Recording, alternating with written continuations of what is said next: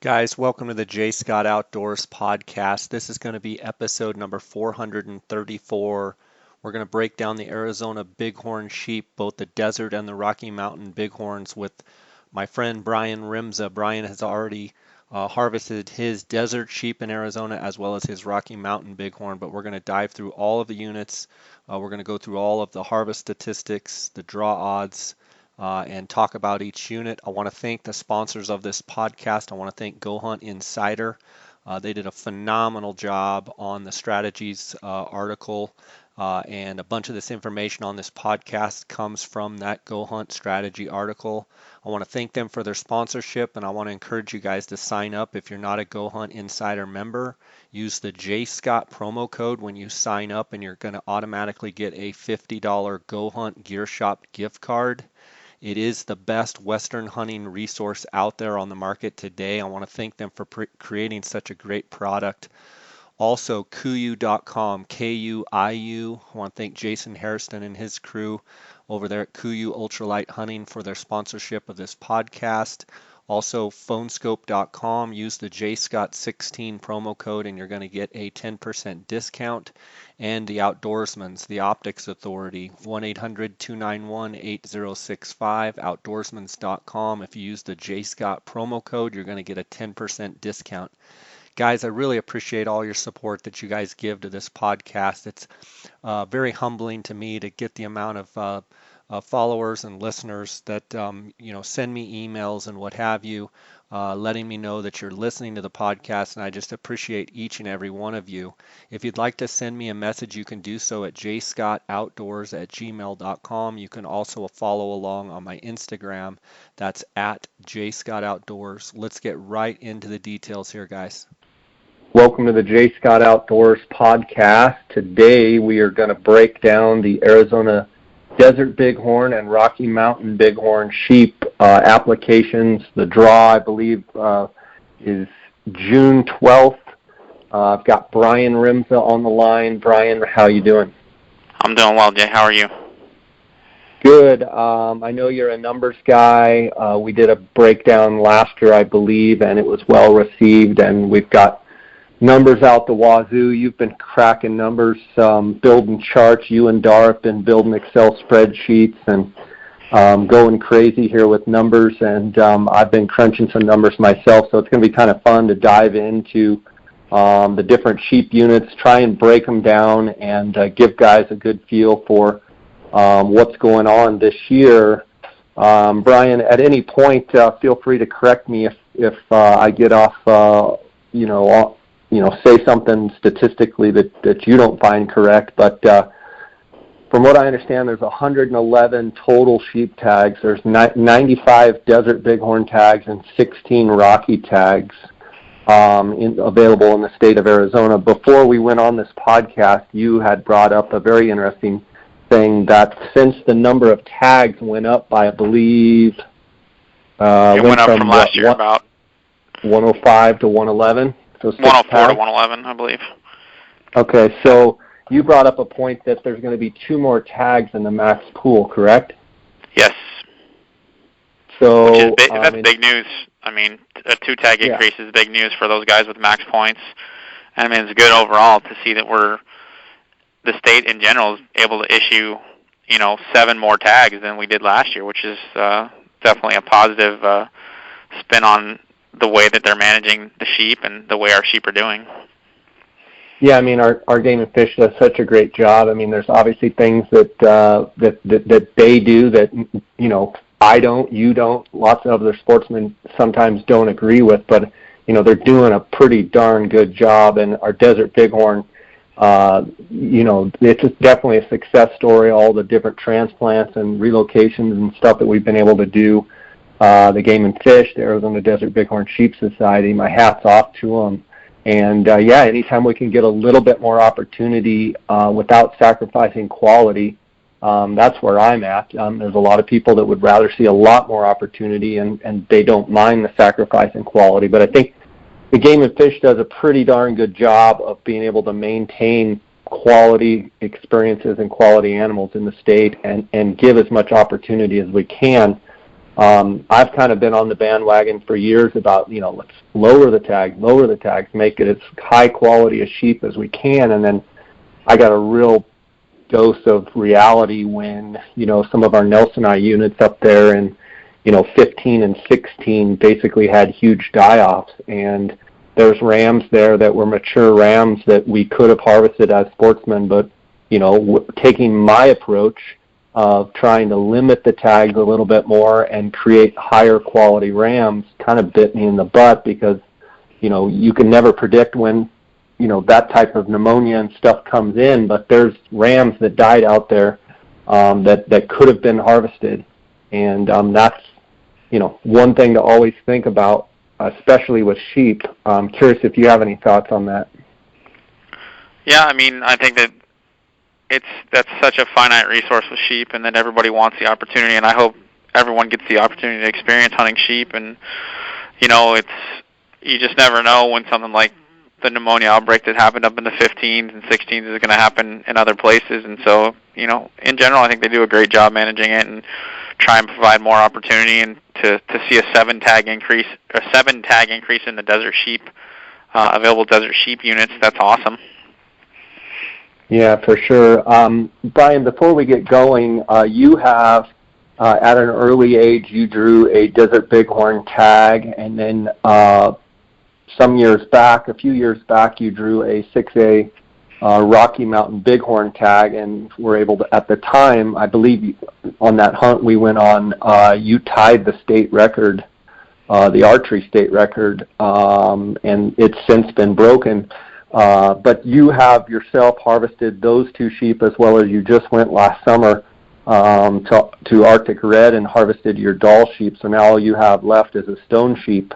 Talk a little bit about, having harvested 3 of the 4 North American sheep, your thoughts on that.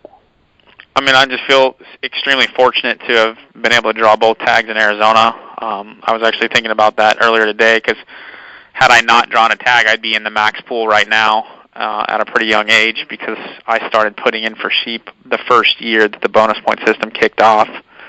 And so that was, it's kind of an interesting thing to think about. And the sheep hunts are just a great experience. I hope everyone gets that opportunity. And last year's trip to Arctic Red was nothing short of amazing. Tavis and that crew did an exceptional job, and I was able to kill a 40-inch ram, which is something that I'm super blessed to have and to look at. And that ram's about to come home here in the next week or so from the taxidermist, so that's pretty exciting. It's also pretty exciting that you're getting ready to go up there and hunt with Arctic Red here in a month or so, a couple months, 6 weeks, and you're going to be on your way. Yeah, I'll be there in 45 days, and I'm looking forward to it. I've got the first hunt up there, and like I said on the podcast before, I also applied in Alaska like I usually do, and was fortunate to draw a Chugach doll sheep tag in August, the second hunt. And so I actually have 2 doll sheep hunts this summer, and it's been on my mind, Gould's turkey hunting down in Mexico, wanting, to get those hunts done successfully and then get back, get up here to Colorado and kind of dive into my training and what have you, and getting all my gear prepped. So over the next 45 days, I've got a lot going on. But let's dive into some of these numbers, and we're going to probably pile through a bunch of info here, and just want to be clear to everyone. We've done the best that we can to break down the stats and the odds, and we're going to go over a bunch of numbers, and we're probably going to misspeak at times. We're going to try and hold each other accountable to get the best information out there that we can. And, there's a lot of calculating and, with the odds and different things, non-resident, first choice applicants, second choice applicants, non-resident applicants, and you got your total applicants. You got a lot going on, so we're going to do the best we can. We're going to dive through each unit. We're going to try and point out where they've either added or subtracted a tag, and we'll go from there. Brian, in front of you right now, do you have a chart showing the number of max bonus point holders, both for non-resident and resident right at your fingertips. I think it's 66 residents and 3 non-residents. Is that what you have? Yep, that's correct. Okay, and one thing to mention before we even get into this, if you're listening to this podcast episode and you have not applied for sheep in the state of Arizona, that is okay. And you're probably going to want to, if you don't have max points, you're probably going to want to make sure you listen up real close to a lot of the units that don't require max bonus points. But Brian, why don't you just take a second here and explain how the sheep odds, both desert and rocky, how they're under one umbrella. You can't differentiate like in other states where you can apply for desert and or rocky. They're all under one umbrella, so to speak. And then how the 20% max bonus point holders, how those holders, max bonus point holders play within the draw, and how the Game and Fish does it with the 20% rule. Yeah, for sheep, kind of unique to Arizona is obviously our Rockies and our desert sheep are the same draw. And that's good and bad depending on how you're looking at it. You know, last year we had 16 Rocky tags, which we have again this year. And last year, 7 of those tags went in the max pool. So almost 50% of the tags for Rockies went in the max pool. And then, you know, you had 13 tags of 88 go to the desert sheep hunters in the max pool. But I'll talk about the max pool and just kind of how it breaks down. So the max pool, 20% of the tags go to the maximum bonus point holders who apply for sheep. And it's not for individual hunt code. It's for the entire group of sheep. So last year there was 104 tags. There were 20 tags issued in the max pool. This year there's 111 tags, so presumably there'll be 22 tags issued in the max pool. It's kind of important if you're someone who has max points because, I mean, the numbers are getting down there. So, I mean, your odds of drawing are getting closer and closer. Obviously, it depends. If you focus on one of the best units, then you may have to wait a little longer because there's only a few tags to go out there and apply for. I mean, an interesting thing from last year's draw is that there were 21 applicants with maximum points who applied for a Rocky Mountain Bighorn sheep tag first choice. So, I mean, it's roughly 20% 21 of the out of the 69, correct? No, last year I think there was 98 or so, because I'm talking last year's odds, and so this year there's 69. Yep. But 21 of those people, roughly we'll say 100, applied for, there were 88 last year. So 21 of the 88 applied for a Rocky tag first choice.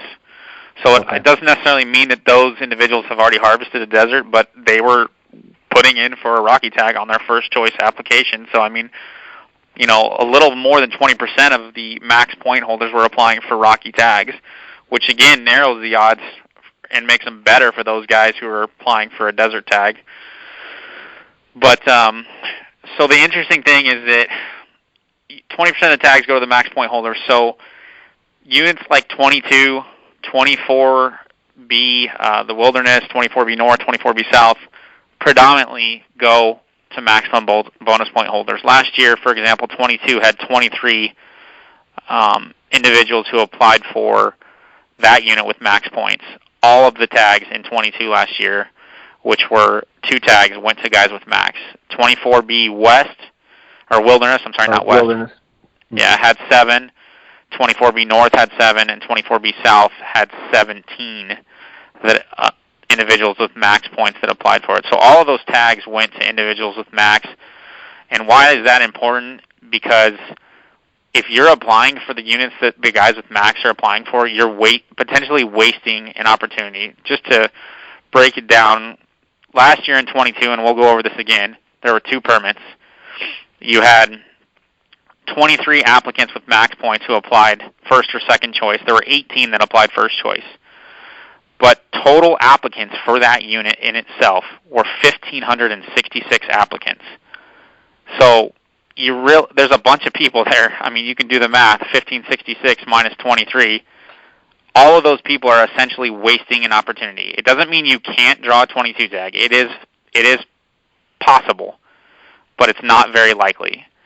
So you really need to pay attention and understand the draw and try and apply for units where you can draw it definitely applies to non-residents too. I mean, non-residents, they're already having a very difficult time drawing a sheep tag in Arizona. But last year, in 22, there were 461 non-residents that applied for that tag. There's only 3 non-residents with max going into this draw.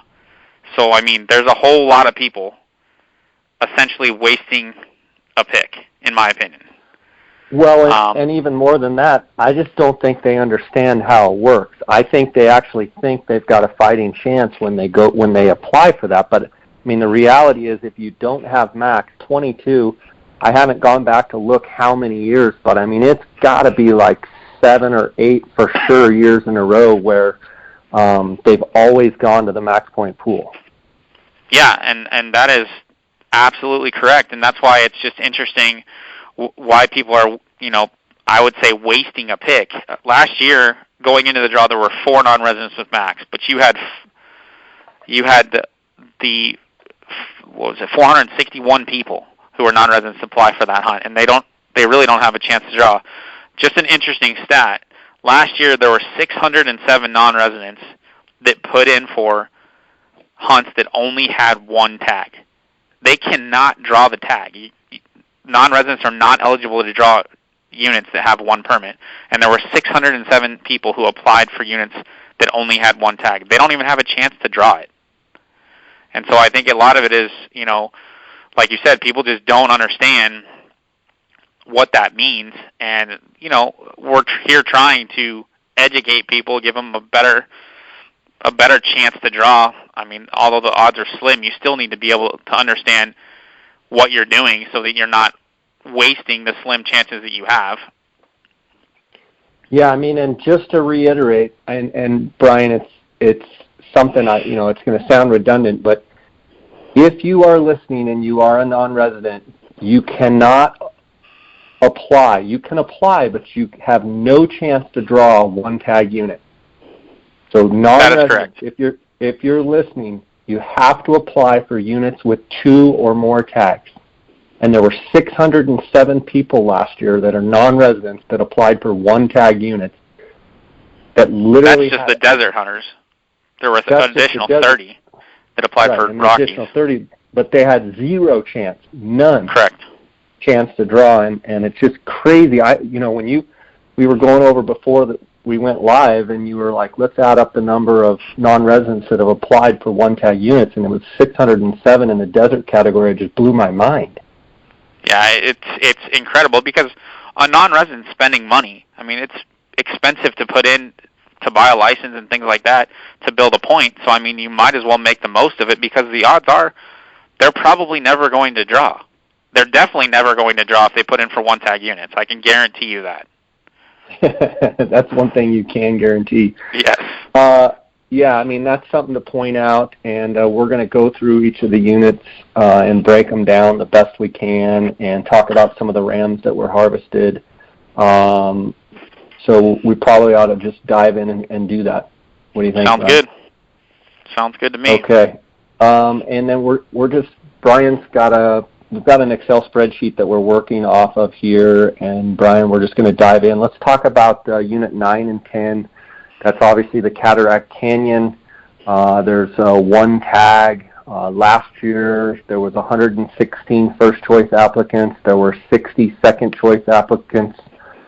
Believe it or not, there was 22 non-resident applicants that applied that have that 0% chance that we talked about, and the odds for that unit, if you take out that 22 non-resident applicants out of the total 176, that puts if you're just going to break it down in easy odds, just to kind of have a baseline, that's a 1 in 154 chance to draw. It looks like the ram last year was a 155, in 2016 a 152, in 2015 a 154, and in 2014 a 160, in 2013 a 143, and 2012 a 146. So, pretty much across that board, you're probably looking at, a 145 to 155 type of ram. Definitely a very tough unit. not a lot of sheep. A lot of sheep are in the Grand Canyon National Park and or the Supai reservation there, and it's a pretty tough spot to hunt. Brian, you have anything to add there?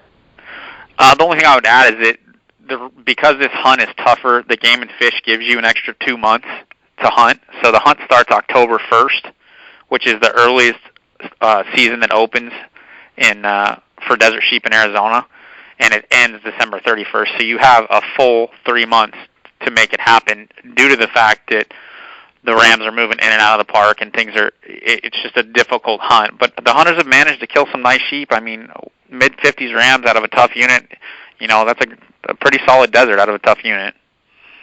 Yeah, and I mean, our numbers go back to 2013, I believe. I do remember a couple years before that, Anthony Matthews shot that one that was, I want to say, like a 164 or 5 ram, and I know that every once in a while there's rumor of a pretty good ram. So I mean, the long time frame, I think it's for a person that has a ton of time and is willing to sit and wait. Probably not for the person that just wants to roll up and sheep hunt for a week. Let's move on to the next hunt is the Kanab Creek Hunt Area Units 12A, 12B, and 13A. Now, Brian, that's a little bit different. They've kind of rearranged the hunt units there. But last year, the 12A, 12B West, there was 1 tag, 71 first-choice applicants, 71 second-choice applicants. Again, there were 41 non-residents that applied for a 1-tag unit that had 0 chance. So you've got your total applicants of 142.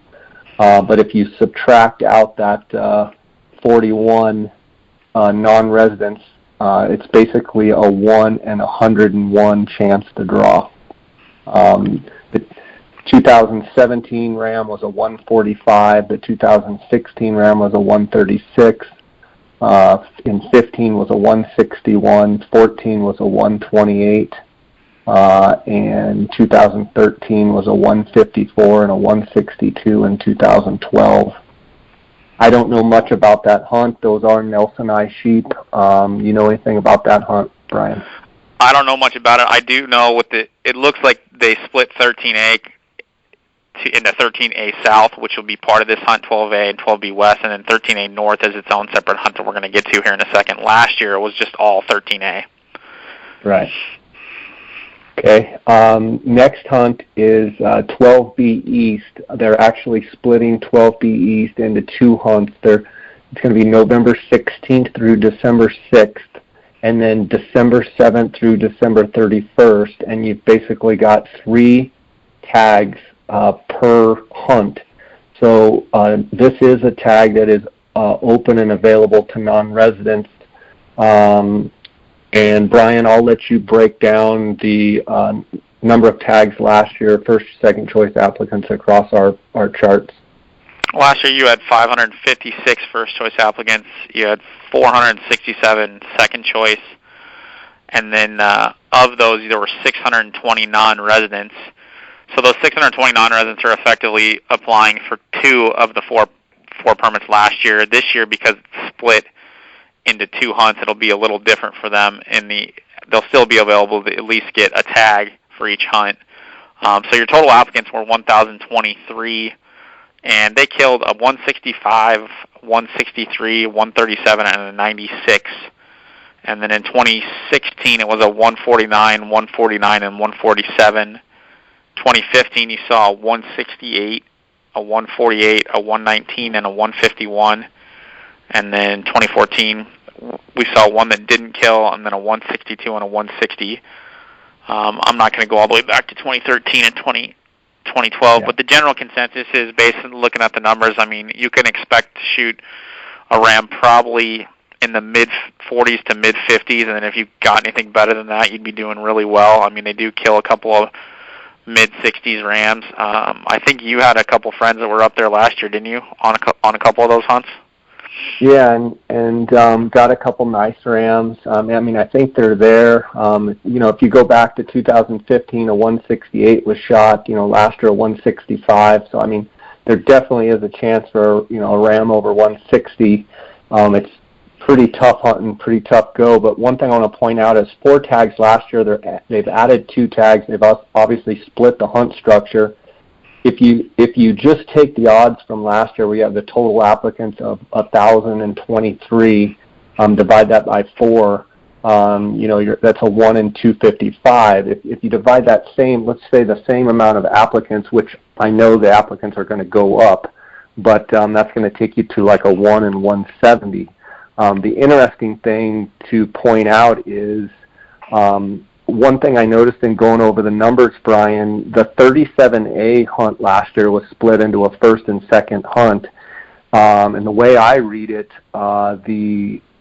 which is exact opposite of what I thought, it looks as though, and I could be wrong on this, but it looks as though the 6020 hunt and the 6021 hunt, there was 853 total applicants for the 6020 hunt, and the 6021 hunt, there was 1136. So do I have that backwards, or is it just on our chart? Were there more people that applied for that first hunt or the second hunt? Based on the information that I have, that would be correct, but I can double check. Words, but yeah. In other words, I think more people applied for the second hunt than they applied for the first hunt. Right. But I could be wrong, and that was my point in this 12B hunt, is they're going to break it down, and I think maybe people think, well, I'll put in for the second hunt because probably most people will put in for the first hunt. But unless I'm wrong, that 37A, more people actually applied for the second hunt. That's right, and generally that's my consensus on things too, is that you want to put in for the second hunt if you don't have max points. So that may be why you're seeing more applicants on that hunt, is because those guys didn't have max points, so they put in for it thinking, okay, well, I might get a shot at it if I'm not put in for the first hunt. And so obviously, under the circumstances, it's not what you would really expect. But the numbers are correct. I just verified them, and so those are the correct numbers. So there were more applicants for the second hunt in 37A. And don't you think that's just people trying to outthink it, thinking that their odds would be better putting in for the second hunt? But it's the exact opposite. Now, I can't say what's going to happen in 12B, but just wanted to point that out, that if your logic is, hey, I want to go second, or I want to put in for the second hunt to have better odds, it may not be the better odds. You might as well just put in for the first hunt, I would think. Yeah, we're always trying to find a leg up, but it's always hard to figure out how people are going to apply and do what they think, try and figure out what people are thinking. The next hunt is the Cottonwood Wilderness Hunt area in 13A North. It's December 1st to December 31st. It's on this year's regs. It's 6005 is the hunt number. And Brian, I'll let you cover last year what went down in 13A. Now, obviously, last year they didn't split it into a north and south. It was all of 13A. Yeah, last year it wasn't split. Charlie Kelly's daughter actually drew the tag last year and had that tag, and they had a good hunt, but we'll get to that. There's one tag. It's going to probably be 13A North this year. Obviously, I'm assuming that that's where the majority of the sheep are at, because I don't know the unit that well, but assuming that the other part of 13A was attached to 12A and 12B West, I would assume the majority of the sheep in 13A are in that northern part. There's one tag. Last year there was 79 first-choice applicants, 69 second-choice applicants, and 46 non-resident applicants. And obviously those 46 non-residents don't have a shot to draw the tag. So your total applicants were 148. Your odds, if you subtract the 46 non-residents from the 148, were 1 out of 102, which are pretty good odds. And they've killed some pretty good rams in there. Last year was 164. 2016 was 164. 2015 we saw a 174 out of there. And in 2014 there was a 165. And in 2013 was a 163. So, pretty solid mid-60s sheep, I would say. And one tag, I mean, I think that's pretty cool. You know, for those of you out there listening, I mean, I always dream of drawing a one-tag unit just for the sole fact that you've got the whole unit to yourself, and you don't have to worry about any additional hunter pressure.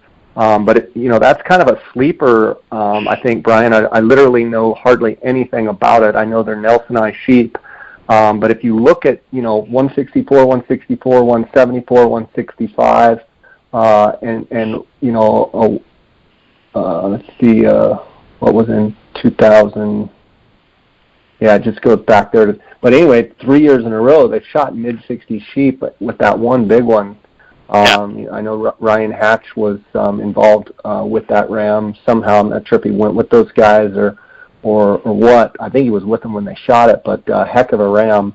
Right. But, you know, 1 in 102, that's it seems like pretty good odds for the quality of sheep that they're harvesting. Okay, Absolutely. Let's go to 13B North. To the next hunt, which is 13B North, and 13B North, they've actually split. Excuse me, not split, but there's 13B North and 13B South. There's 3 tags, December 1st through December 31st. Actually had a good friend, Tony Lyle, guided a friend of mine last year on a hunt, and they harvested a 172-inch ram. There was a 158 and a 157 also harvested last year.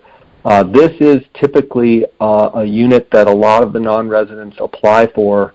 Last year there were 874 non-residents that applied for this tag, 833 as first choice applicants, 394 as second choice applicants, and then, like I said, 874 total. And so that's basically, like, if you break it down into simple odds, a 1 in 409 chance. The interesting thing is, like in 16, the ram scores were 148, 161, and 172. So that's 2 years in a row, 17 and 16, where a 170-plus ram was killed. And if you go back to 2015, there was a 160, a 156, and a 168, so a book ram. And then the year before, in 14, there was a 172. The interesting thing about that's the Virgin River Gorge. It's pretty rough, pretty remote country. There is some access. You can actually access some of the stuff off the freeways, but it's pretty gnarly, real steep canyon country. And so I think a few rams can, you know, slip by and sneak up on some guys as far as age class and size. It's not an easy hunt, for sure, but definitely one that, if you're a non-resident, should be on your radar. Absolutely. It definitely gets a big pull from non-residents. I assume that a bunch of the Utah guys are applying for that tag just right there, kind of on the boundary and stuff like that. Yep. Next hunt is 13B South. This is south of Wolf Hole, Jacobs Well Road. They've actually had an extended hunt date. It's November 16th through December 31st, and I'll let you break it down, Brian. Yeah, this is a tougher hunt up there. The draw odds kind of, I think they're, correct me if I'm wrong, Gabe, but I think it's the best draw odds in the state. I could be off on that. Year after year, it seems like it's the best draw odds in the state. You know, it's basically a 1 in 55. Yeah, because you had 33 first-choice applicants, 64 second-choice applicants, and then again you had 42 non-residents who put in for a one-tag unit that don't have a chance.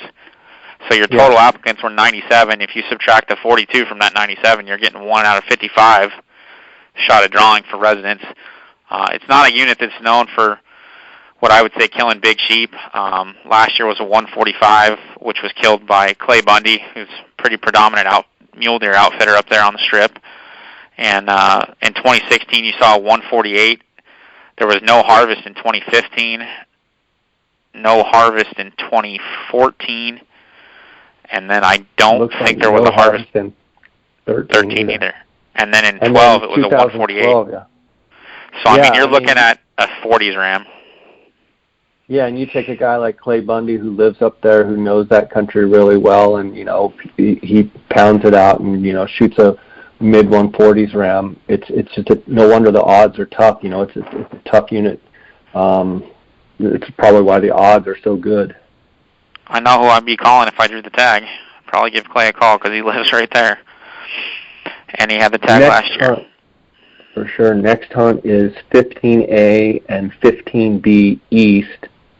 There's one tag in this unit, and it looks like last year there were 113 total applicants. There's one tag, 56 first choice, 57 second choice. Again, 34 non-residents that didn't even have a chance to applied. And Brian, I had it as a 1 in 113, but you've got to subtract out the 34. Yep. And that takes it to a 1 in 79. Again, pretty darn good odds to draw. And if you look at the quality of rams, last year a 142, in 16 a 152. Then in 2015, it must have been combined with several other units possibly, but 145, a 145, a 135, a 150. You go back to 14, a 141, a 161, a 154. And then you go back to 13, 157, 146, 144, 154. But I know that this is one of the units, I believe, that's just been hammered by the pneumonia. So I would definitely take this one with a red flag and make sure you know what you're getting into on this hunt. Yep.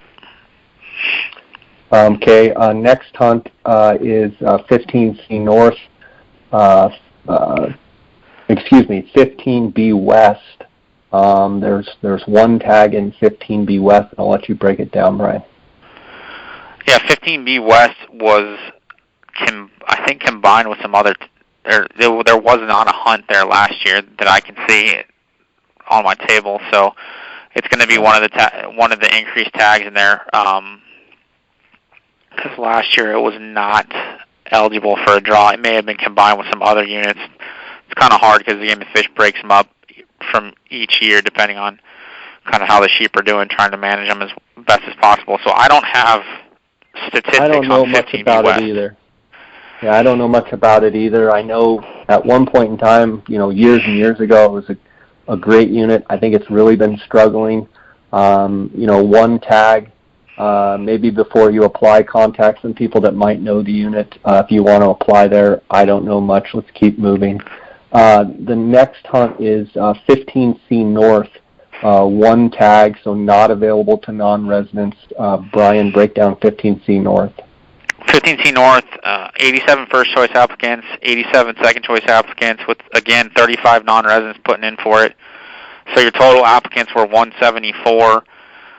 If you're looking for just raw odds, if you subtract out the non-resident applicants, it's 1 out of 139. Last year they killed a 110 ram in there. I don't think that's quite indicative of what's there.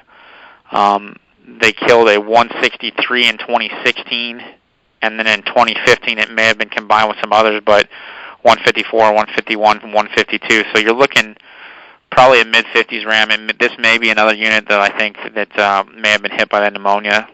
So definitely hit by pneumonia.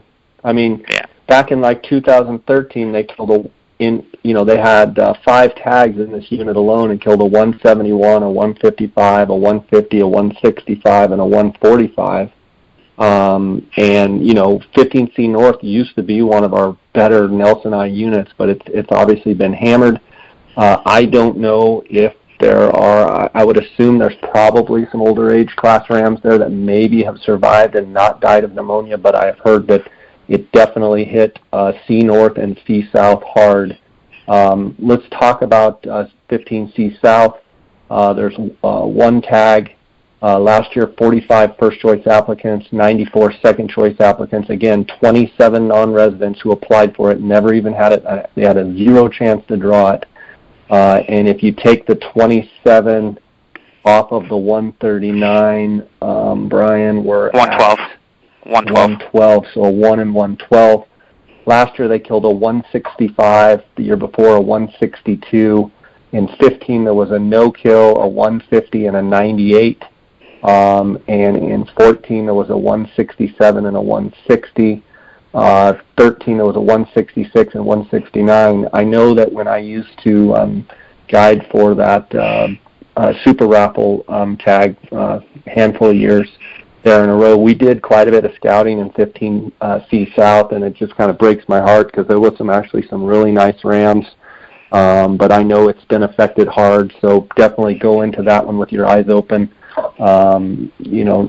Pretty decent odds at 1 in 112, but I wouldn't, probably could get a 160 plus ram, but I know the ram numbers are way down compared to what they've been. Right. Next hunt is 15D North. They actually last year combined 15D North and 15D South, and I believe there were 4 tags total in both the units combined. And 15D North and South, those are 2 units that I have, with DAR, have hunted extensively, both on the raffle hunt and on the general season hunts. And I was kind of happy to see them last year put it into just all 15D. Most of the pressure, though, when they do that, gets put into the north part of the unit. You've got your classic Nelson eye, big flaring rams. 15D North is where Claude Warren killed that giant ram with us a few years back on the raffle tag that, was 185 inches, the largest Nelson eye ever shot in the state of Arizona, as well as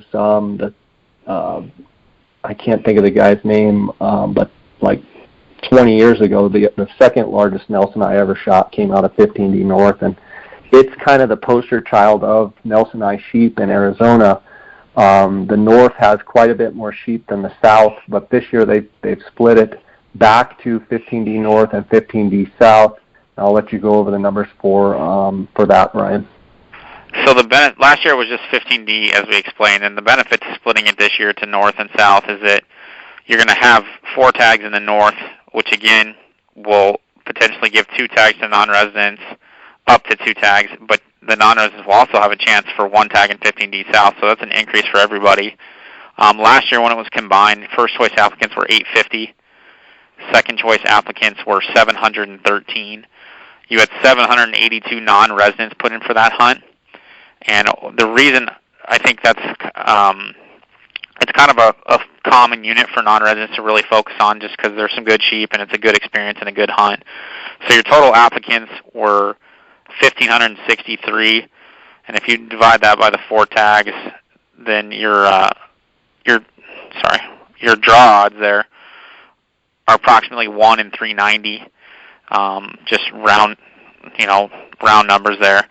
Interesting thing is that last year, all of the units we've gone over so far didn't have any tags given to individuals with max points. So most of your individuals were really, with max points, were concerned about the pneumonia, is my guess, because it's the first time in a long time that we didn't have any individuals, especially in 15D or 15D North, that didn't draw a tag in the max. And there was only 1 applicant that even applied with max for 15D last year. So that's good for us that don't have max, because you're looking for those units where the max point holders are not focusing to try and draw a tag. But the rams they killed last year were definitely solid. You had 2 book rams, 170, 160, 172, which I think was killed by Craig Steele's client, and then a 164.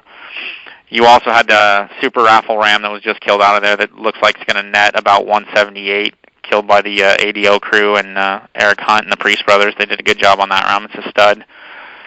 And you want to talk about, real fast, really taking your time and trying to find the right ram. I mean, that hunt opened August 15th of this last summer, and I know those guys have put in a ton of time, and it paid off, and they got a beautiful ram.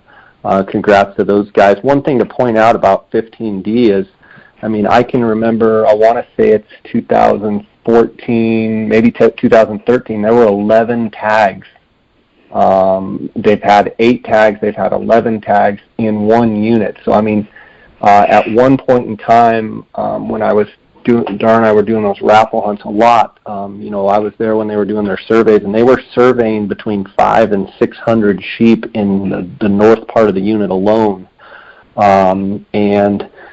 It's hard to say if obviously the guys just killed a big raffle ram there, big beautiful ram, and then Craig Steele, his client killed a 172. I would say that, you can still find a ram that slipped through the cracks and either, has pneumonia but has been able to, survive. Definitely was surprised that no one put in for 15D in the max point pool. In my opinion, Brian, it probably will change after the quality that was killed and the raffle ram that just got killed. It would not shock me if 15D North and possibly 15D South both, might get attacked by the max point holders. Yeah, I mean, it's a unit where if you're someone with max and you're getting up there in age and you really want your sheep tag, I mean, it's a great sheep hunt. Correct me if I'm wrong. You're going to see lots of sheep. There's some pretty rugged country in there, but in general, there's some country that you can access and look at a lot of different rams and kill a solid ram, as the numbers show.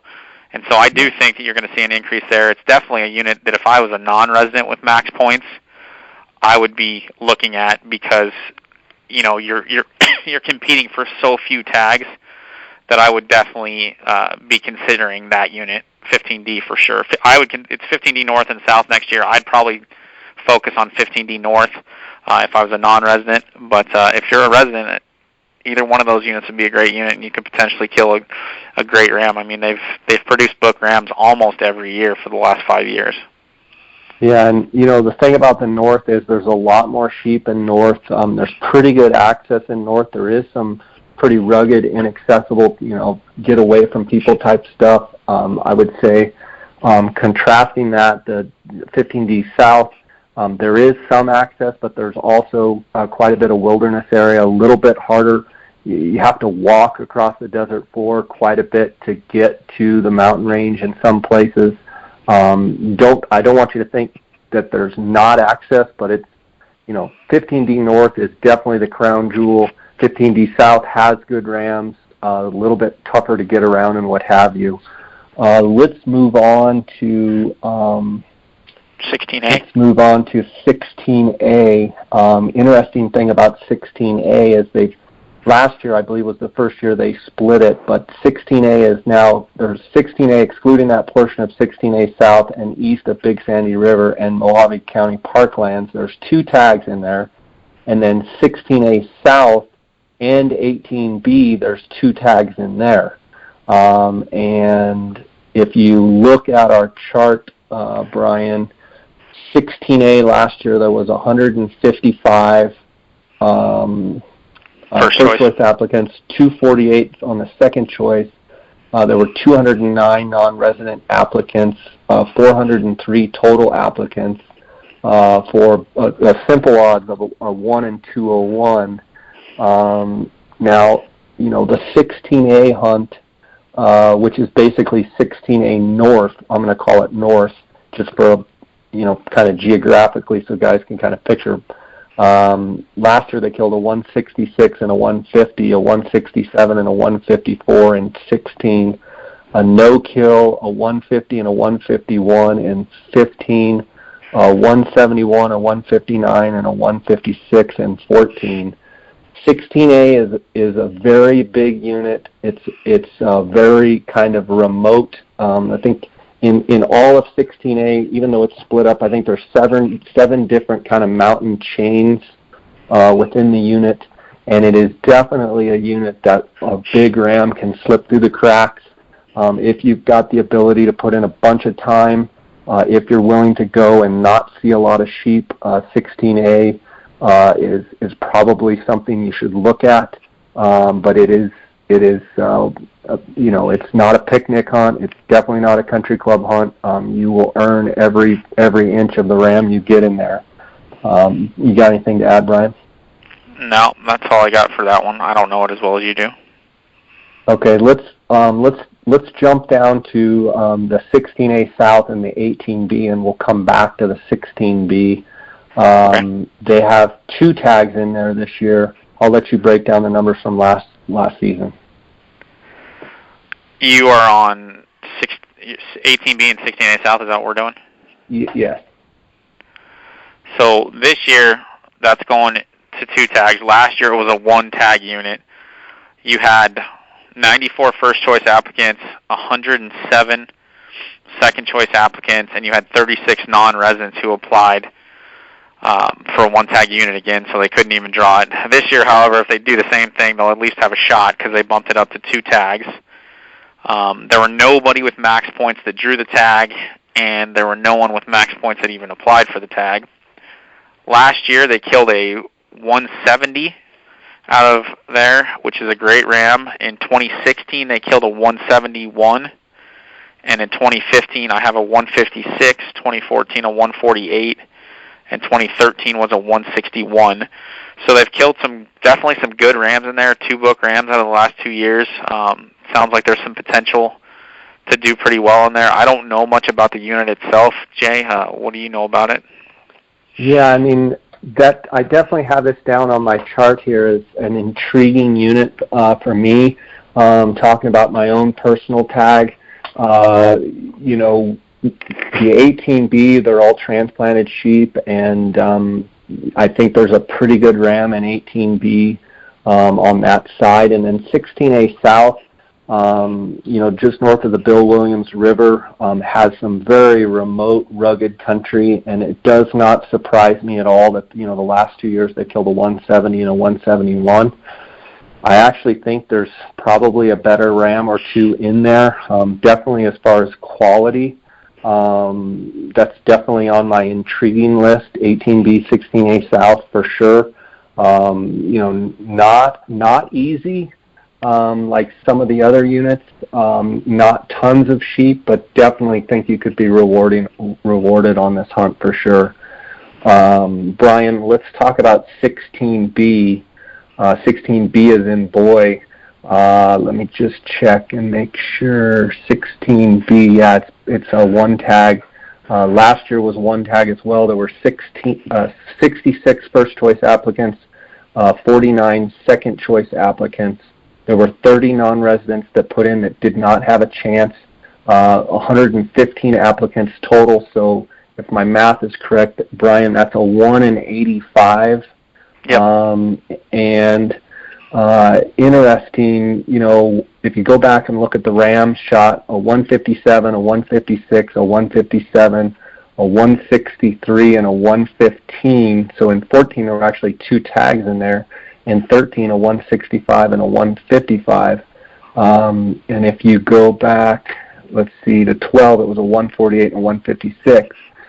I will tell you, when we were scouting a lot for the Rappel Ram, I used to look across there at 16B and thought, man, we ought to go there and look. But good thing we didn't, because it's actually not part of, and I don't know if they've changed it, but 16B, when we were guiding that tag for 4 or 5 years, actually was not a part of the Rappel hunt. It was considered, even though they're Nelsoni, well, there's a mix, Nelsoni and Mexicana. It's not part of the Rappel hunt. I believe there's probably good rams there that slip through the cracks.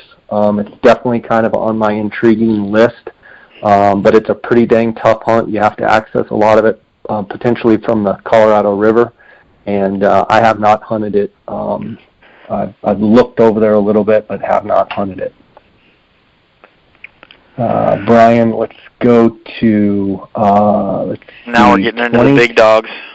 Now we're getting into now we jump to 22, and this is kind of the first of the, you know, Mexicana units. Primarily everything that we've been talking about before is pretty much Nelsoni, with the exception of maybe 16 South. There's definitely some Mexicana in there, but predominantly Nelsoni. We're now getting into Unit 22, which is obviously probably the best unit in the state of Arizona for the last, 10 years. It's produced the biggest rams year after year. It's, definitely some of the biggest rams. You can access most all of Unit 22 from Canyon, Saguaro, and Apache Lake.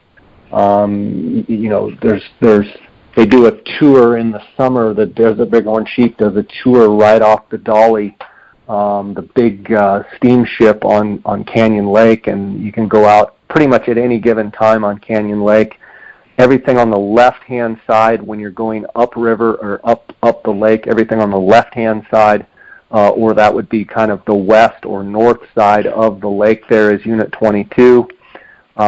There were two tags last year, 1,220 first choice applicants, 346 second choice.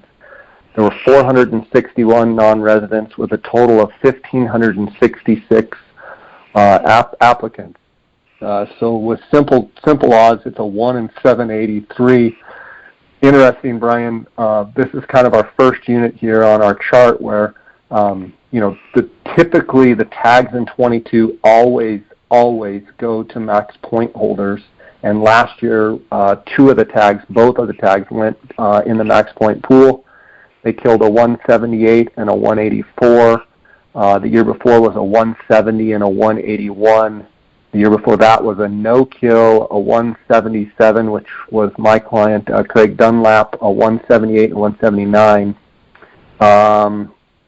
The year before that was a 184, a 175, a 173, and then a 180, a 180, and a 175. And then 2012, that was Ernie Maskey's year. I was fortunate to be with him, and a 185, a 186, and a 177. Also, it's known for the auction ram. A lot of times gets harvested out of Unit 22. I would say the unit is not as good as it was, say, in 12 or 13 or even 14. The quality overall, the number of rams, the number of sheep has, they've transplanted a lot of sheep out of there. I would like to see a few more sheep in there, a few more rams, but it still has the quality. Maybe not the quality of 3-4 years ago, but definitely still super quality when you look at desert sheep. Yeah, if I'll just say it. If you don't have max points, you shouldn't be applying for 22. You're Absolutely. Wasting your time for something that's not likely to win. But I don't know. I can't remember when a 22 tag went to someone without max. I know it happened in the last 6 or 7 years or 8 years, but I don't remember it. But I mean, if you don't have max, you really, really should be looking at other places. Yeah, for sure. Brian, tell us about 24B Wilderness last year with one tag. So 24B Wilderness is obviously a wilderness hunt, so you're kind of off the beaten path into the a little more, foot access as far as walking into places, getting into things. There's good rams in there. You've got more experience in there hunting it than I do, but there's good rams. They definitely can grow old in that country. With one tag, you had 219 first-choice applicants, 159 second-choice applicants. Again, 33 non-residents put in for a hunt that they can't draw. And so your rough odds were, if I'm doing it right, 1 in 345, potentially. They killed the tag went to someone with max last year on the wilderness hunt, and there were 7 people that applied for the wilderness hunt with max. Last year they killed a 177-inch ram. I believe it was a friend of mine, Steve Llewellyn. Steve Llewellyn killed a beautiful longhorn ram, just an awesome ram. In 2016 they killed a 178. 2015 178. 2014 was a 173, 179. So I mean, you're looking at a mid-70s ram is what you can expect out of that unit.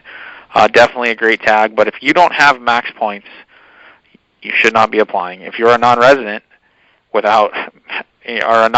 shouldn't apply at all. You don't have a chance.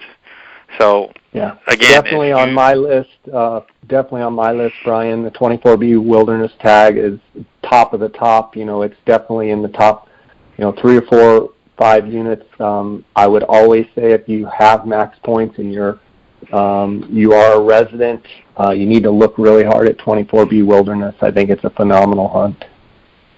Yeah. 24B North, one tag.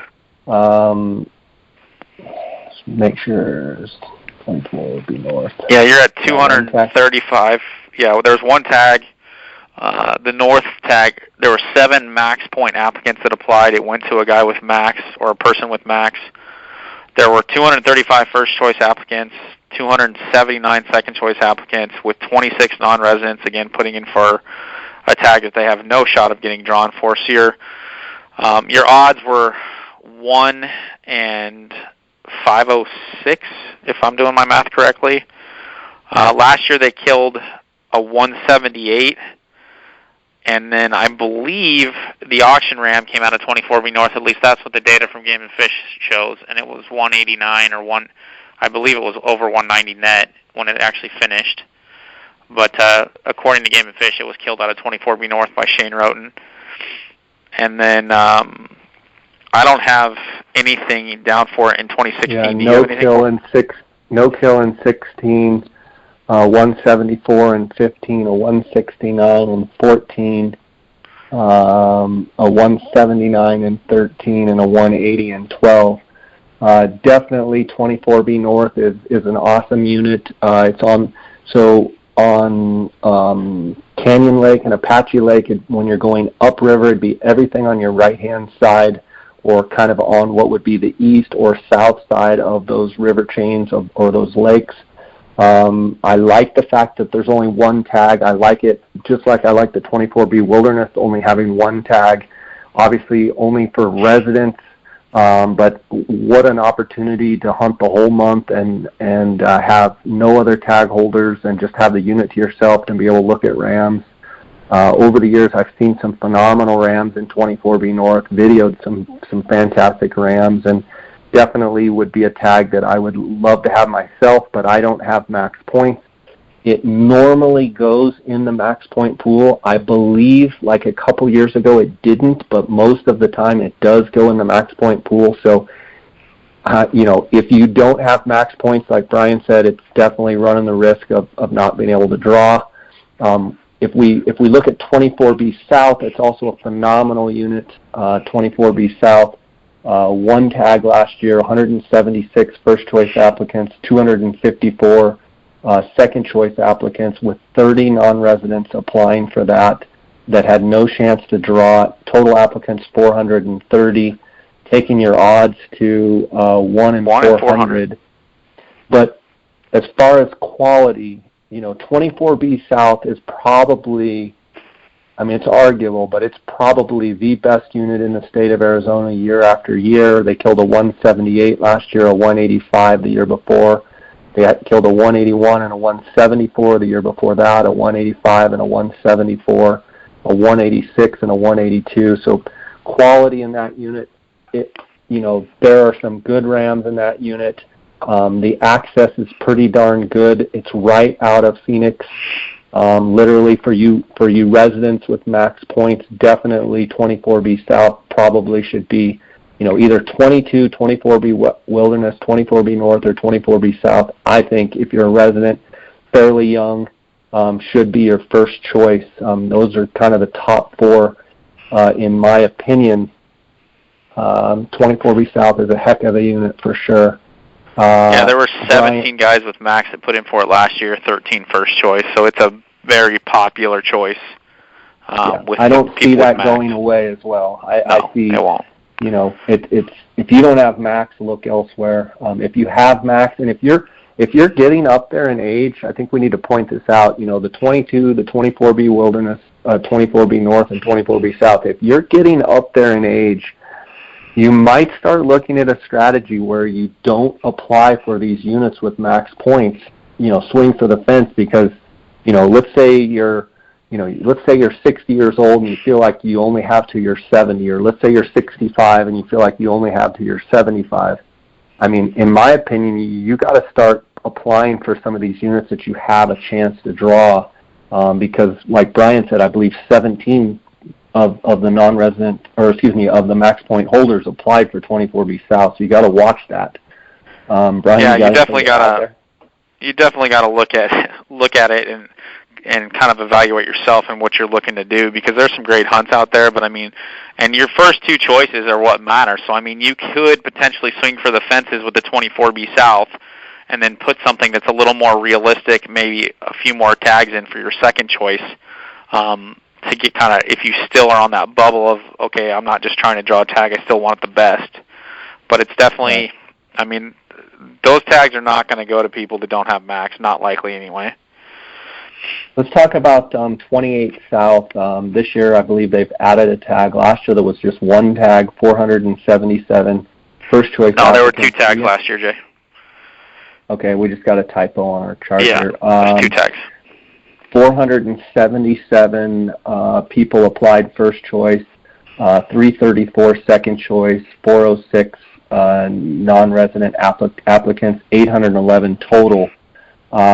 They killed a 170 and a 187, just a beautiful giant ram. They're the biggest ram in the state killed out of that unit besides the auction ram. Yeah, and I have a 2016, I've got a no-kill. I'm not sure if that's 100% accurate, but I think it is. Then a 171 and a 171 the year before that, and a 159 in 2013 and a 175 in 2012. Don't know much about the unit other than it's been, seems like the last 4 or 5 years it's been kind of a lot of people that are in the know have been talking about it. The 187 and a 170 came out of there last year. One of the tags went to max point holders, according to this chart that Brian made up. Definitely a unit that should be on everybody's radar if you've got max points. With any time a 187 comes out of a unit, you've got to take a hard look at it. It's over on the eastern part of the state, and definitely is on my intriguing radar, but it scares me off when it's open for 2 tags. That means it's open for non-residents and tons of pressure and, pretty low odds. I would venture to say that both of these tags this year are going to go to max point holders. It's potential that they won't. Yeah.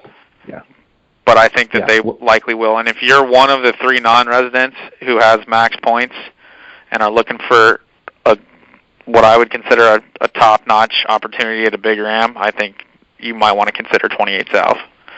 Yeah. Anytime they shoot a 187, that's got to perk up everybody's ears. Let's talk about 31 and 32, Aravaipa Canyon. 3 tags last year, 933 first choice, 494 second, 629 non-residents. So it's a highly sought-after non-resident unit. I think it's the second most applied for non-resident unit, other than, actually it's down the line. Let me see here. That might be the third sought-after unit for non-residents. Let's see. Last year there was a 174, a 157, and a no-kill. One of the 3 tags went to the max point holders. The year before that, there was a 165, a 157, a 173. The year before that, 170, 171. So quality has come back to Aravaipa Canyon, which is awesome. I'm excited. It's a beautiful place, 31 and 32. It's a really, really neat place to hunt sheep. Definitely one tag went to max point holders. Definitely should be on everybody's radar. 31 and 32 is a fantastic choice. Yep. 37A last year was split into 2 units. 37A is the Silver Bells. They split it into 2 units, like Brian and I were talking earlier when we were talking about 12B East.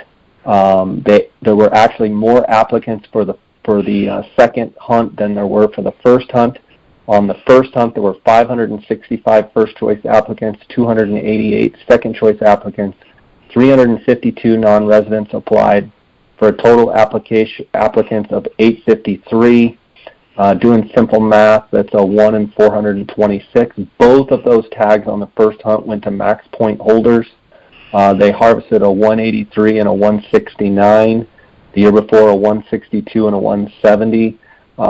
Historically, 37A produces great sheep. I would be very, very leery of seeing a repeat this year on, max point holders flooding 37A since that 183 came out of there.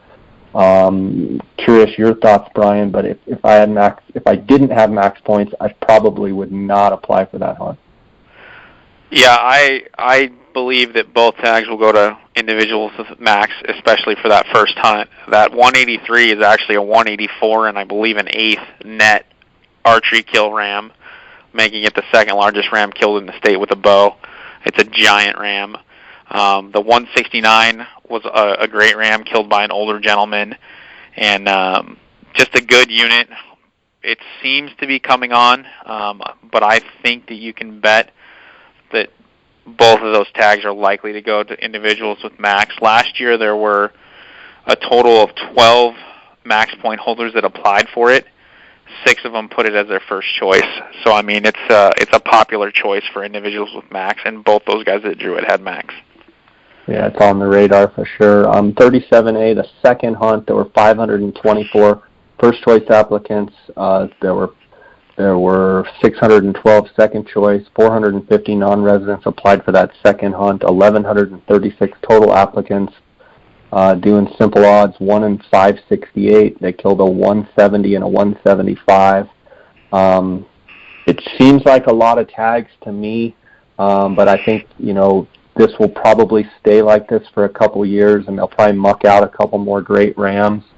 Let's jump over to 37B. 37B is a great unit. It's by Picket Post. It's in the kind of by Superior, Arizona. One tag. There were 248 first choice applicants, 140 second choice applicants. There were 8 non-residents, obviously, that applied that had no chance. So your simple odds were 1 in 380.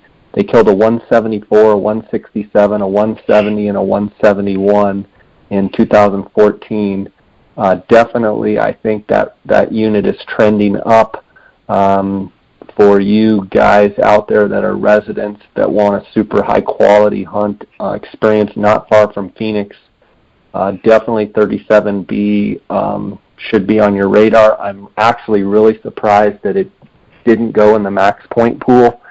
With the 174 coming out of there last year, it would not surprise me if one of the max point holders applied for 37B, for sure. Yeah, I would agree with you on that. Next unit is 39 East.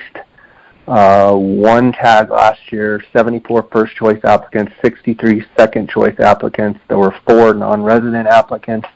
With 137 total applicants, if you subtract out those 4 non-residents that shouldn't even have been applying, it's a 1 and 133. The interesting thing is a max point holder was the person that drew last year.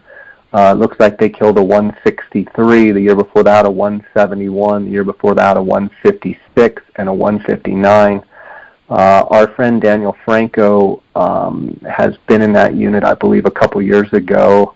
There's not tons of sheep, but definitely I think it's a unit that, 160 plus is achievable with possibility of a bigger ram being in there. One thing about these one-tag units, like last year it was a one-tag. Let's see, Brian, is it one tag this year? Yeah, it is. Here. It's okay. Still one. One thing that I always, when I'm looking for applying for my own tag, is sometimes these one-tag units, a big ram, if left alone for 2 or 3 or 4 years, an older age class ram can slip through the cracks. And I think 39 East, even though it doesn't have a ton of sheep, is one of those units that wouldn't surprise me if someday a big ram came out of there. Because when these one-tag units, when only one ram is harvested, there could be a ram that someone missed, and if they miss them for 1 or 2 years, it doesn't take long for them to become probably a pretty good ram. 39 West, 2 tags, 158 first choice applicants, 160 second choice. There were 62 non-residents, just in 318 total applicants. In general odds, 1 in 159. Last year there was a 164 and a no harvest.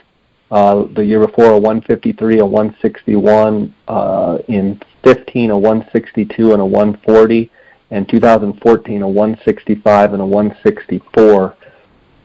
just looking at those numbers and not knowing much about 39 West, it almost looks like, kind of with I don't know what happened on the no harvest last year, but definitely it's not trending up, even though they killed a 164. I don't know much about that unit, Brian.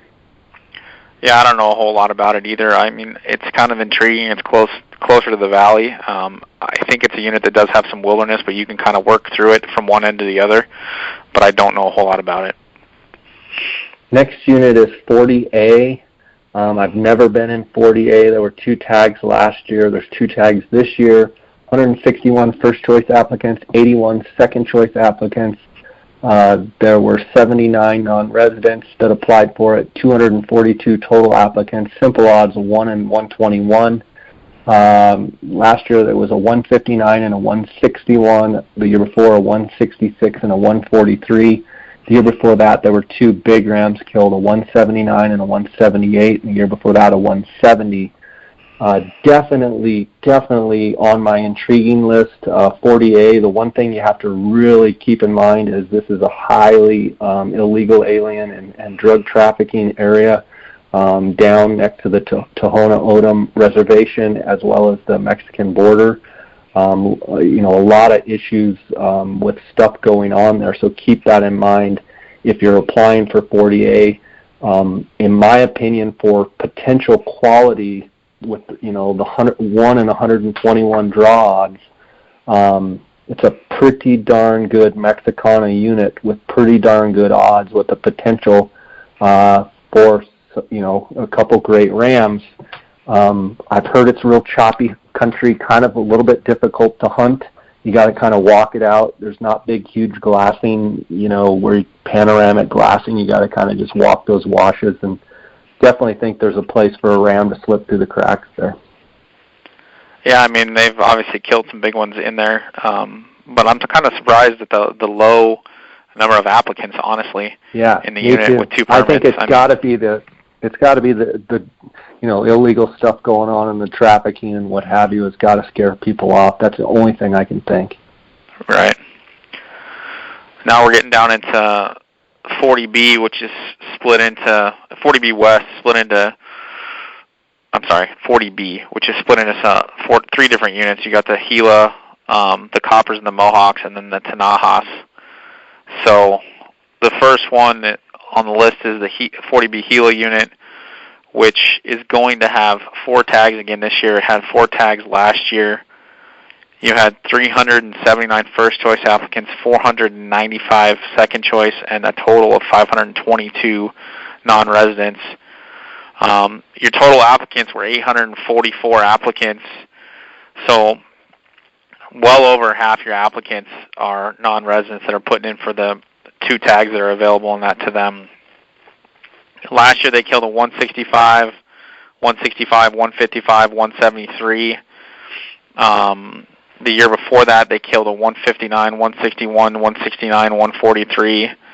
And then in 2015 it was a 161 and a 147. And then it was 2013 a 2-tag unit. Yeah. 2-tag. 2013 158 to 157, and then it went down to a 1-tag unit where they killed a 151. Definitely a lot of permits. If you're a resident looking for a unit to draw a tag, you don't have max, probably not a bad choice to look at when you consider you have 522 non-residents out of the 844 people putting in, and they're only putting in for 2 permits. And they've killed some pretty good rams. I mean, it based on the numbers, it looks like it's kind of on an upswing. My friend Preston Mercer, I want to add, shot a 173, biggest ram in the unit last year with his boys. Congrats to him, but that was pretty awesome to see him do that. Yeah, so it's definitely a unit to consider for sure. The next unit is the Mohawk Coppers. That's the 40B Mohawk Coppers.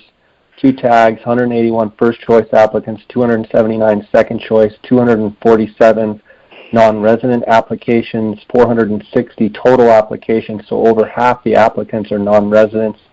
A 1 in 230 when you look at just simple odds. Last year they killed a 159, a 164. The year before that, a 135 and a 168. The year before that, it was a 3-tag unit, 155, 149, 154. And then the year before that, 146, 172, 155. Again, like Brian said, pretty solid, high 150s, low 160s type of unit. Maybe a, book type RAM 2 years ago, and 4 years ago there was a 172. So definitely quality can slip in and out of there for sure. I don't know personally much about the unit. I've never hunted the unit. The 40 beat Tanaha Altas. Last year there were 2 tags, 133 first choice applicants, 190 second choice applicants, 124 non-residents, 323 total applicants. Brian, so simple odds a 1 in 161. Last year the quality, they shot a 173 and a 177. Yeah, you're going to see some guys with max put in for this unit because of those numbers from last year, but in the year before, they shot a 176, 155, and the year before that, a 173. So definitely quality. This is right on the Mexican border. Definitely quality is here. It's a pretty tough unit from what I've heard to hunt. Yeah, it's a tough hunt. I believe some max point guys are gonna crawl into this unit. So if you don't have max, you might want to watch out for it. Last year there was only one hunter that put in for 40B Tanahas with max, and it was the same through all the 40B units. There was only one person with max that put in for him, so it wasn't a big choice last year. But I think that 40B none Tanaha of them drew with max.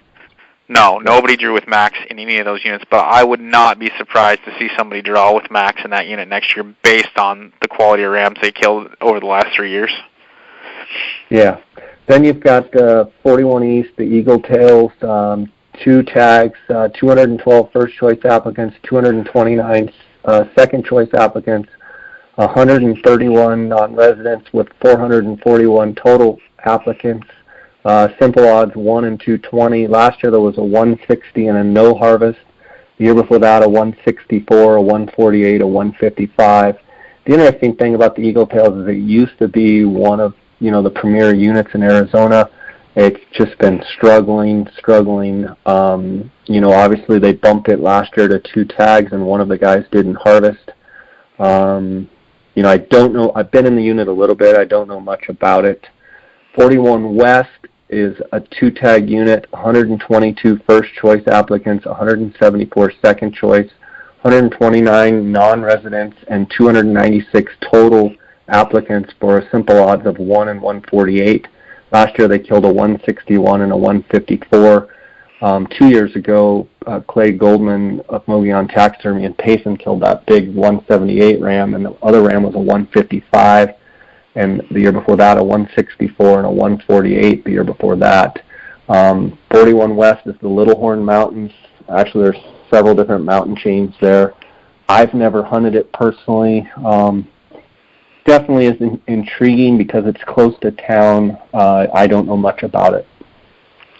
Yeah, I don't know much about it. I think that last year nobody with max put in for 41 West, so it's definitely something that the max guys are not really focused on. So if you don't have max, it would be something to consider. The next hunt is 42 and 44A East, which it was 42 and 44A East, I believe, last year. This year it's maybe, I could be wrong. Let me verify that. But it's 42 and 44A South this year. There's one permit. Last year there was one permit. It was 129 first choice applicants, 102 second choice applicants, and 8 non-residents putting in for a tag they can't draw. So your rough odds were 1 out of 223. And last year, my friends Dave and Dan Acosta were in there with a friend of theirs, and they killed a 167. This unit's pretty close to town, so it gets a lot of attention from those individuals that live around town. They killed a 165 in 2016. There was a no-kill on a 168 in 2015, and then they killed a 172 and a 173 in 2014, I believe it was. Yeah, it's 2014. So, it has potential, but it's just, I'm not sure where it's at as far as stability is concerned, because it just doesn't seem like, they're still killing mid-60s rams, so I think that's definitely doable, but it's a tough hunt. They killed a 168 in 2013, and then 2013 I believe was the first or second hunt that it was ever there.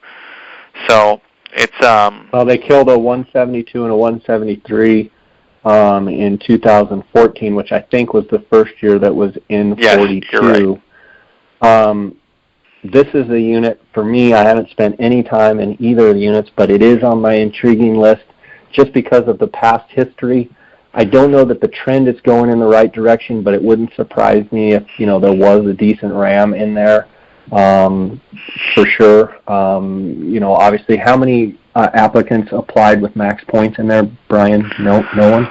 Nobody with max. The first year the tag was available was in 2013, because that was the year I had my Rocky tag, and David Costa had it and killed a book ram in there in 2013. It was a one-tag unit at the time.